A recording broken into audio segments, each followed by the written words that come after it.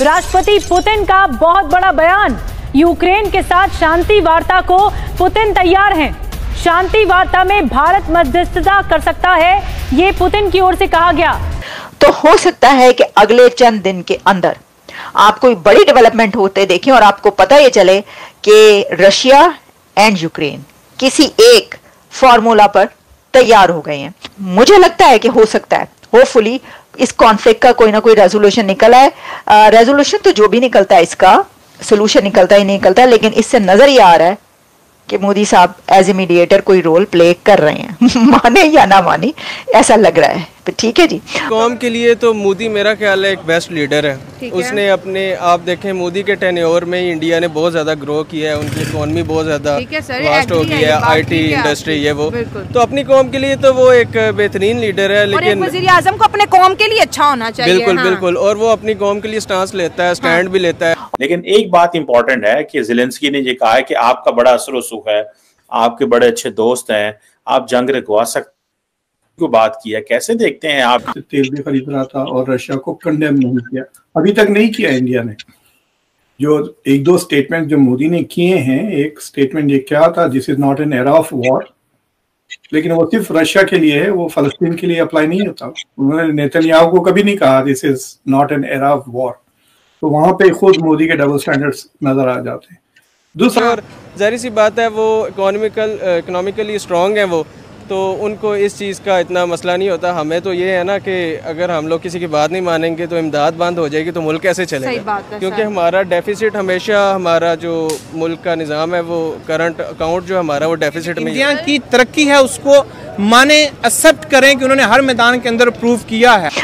बेशक आप कहते रहे स्वयं नो मीडिएशन, जो भी कहते रहे, लेकिन चलें, अगर इसको आप मीडिएशन ना करें, लेकिन एफर्ट्स जरूर है, एफर्ट्स हैं। अगर देखें ना, एफर्ट्स उस वक्त ना होती अगर पीएम मोदी का जो सोच है वो ऐसी ना होती कि भाई जंग नहीं होनी चाहिए, या वो ना कहा होता उन्होंने तो कई बार ये चीज रिपीट की है और दोनों कंट्रीज को कही है और लीडर्स को कही है।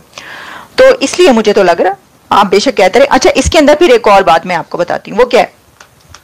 देखिए, इसको मीडिएशन ना कहना इसलिए भी जरूरी है कि भारत का ये स्टैंड है कि वो किसी के फड्डे में नहीं पड़ता, यानी कोई थर्ड पार्टी किसी उसमें नहीं होनी चाहिए। लेकिन ये वो नहीं है, यानी देखिए ना, ये वो कॉन्फ्लिक्ट है जिसके अंदर कंट्रीज खुद बुला रहे हैं और कह रहे हैं कि आप आकर ये करवाएं, और उसमें एक ही का स्टेटस ऐसा है कि जिसकी बात सब मानते हैं, और दोनों कंट्रीज रशिया एंड यूक्रेन एक ही लीडर और एक ही कंट्री को सुनते हैं और उनसे बात करते हैं, बुरी भली भी सुन लेते हैं। प्रेसिडेंट पुतिन नरेंद्र मोदी की बुरी भली भी सुन लेते हैं, कुछ चुप रहते हैं। वो जब कहते हैं कि ये आप तुम ठीक नहीं कर रहे तो वो चुप रहते हैं, नहीं इतना ज्यादा वो करते। तो फिर ये है, तो नोबेल प्राइज पक्का, ये कौन कह रहा है? सर मैं तो पहले कह देता है, मैंने इतने दिन पहले आपको कहा है, मेरा वो आपको उस प्रोग्राम को कोई लिफ्ट नहीं करवाई, यानी कि कोई व्यूज उसके इतने नहीं आए, लेकिन वो मेरा जो स्टैंड है वो अभी भी मौजूद है। ठीक है, देखते हैं आगे कौन गलत होता है कौन सही होता है। कोई बात नहीं, गलत भी हो गया तो क्या हुआ, मुझे लगता है ऐसा। अच्छा जी, अभी Modi realize that he covered it, मतलब मोदी ने खुद पुतिन के सामने क्रिटिसाइज किया कि बच्चों को मारना बुरी बात है, लेकिन फिर वो बात बच्चों को मारना उन्होंने फलस्तीन के ताल्लुक से कभी नहीं कहा। वहां पे तो 25-30 हजार बच्चे औरतें मारे गए। तो anyway, he thinks he is making humanitarian statements and very balanced statements. तो इंडिया की मीडिया उसको उछाल रही है कि इट इज डूइंग, कोई क्रिटिसिज्म होता नहीं है, कोई क्रिटिकल थिंकिंग नहीं है इंडिया की मीडिया। लेकिन ये वेस्ट की मीडिया अगर आप उसको देखें, उसका coverage, it is very clear कि this is under western pressure that he had no choice but to go to Ukraine. और दूसरी चीज ये है कि यूक्रेन के लिए, यूक्रेन ने अपना एक किस्म से यूं कहिए कि एक स्ट्रेटेजिक जो मूव उन्होंने किया है, which is by going into Kursk, जो उन्होंने रशिया में घुस गए ना वो। तो देखिए, जिस दिन मोदी पहुंचे उस दिन मॉस्को पे धड़ाधड़ सबसे बड़ा ड्रोन अटैक किया है यूक्रेन ने। तो एक मॉस्को पे डायरेक्ट अटैक हो रहा और कुर्स्क में वो घुस गए हैं। तो जो नेगोशिएशन के जो चिप्स कहिए कि थोड़े ज्यादा आ गए यूक्रेन के हाथ में। And India coming to Kyiv ही एक डिप्लोमेटिक विक्ट्री है यूक्रेन के लिए। तो वो अब कह रहे हैं कि अब तुम्हारे दोस्तों में सिर्फ चाइना रह गया है, चाइना और नॉर्थ कोरिया के अलावा और कोई दूसरे ऐसे मुल्क नहीं है जो who are not going to Kiev या not criticizing या condemning। और ऑलरेडी यूएन में तो 140 से ज्यादा मुल्कों ने तो वोट कर दिया था ना जनरल असेंबली में रशिया के खिलाफ।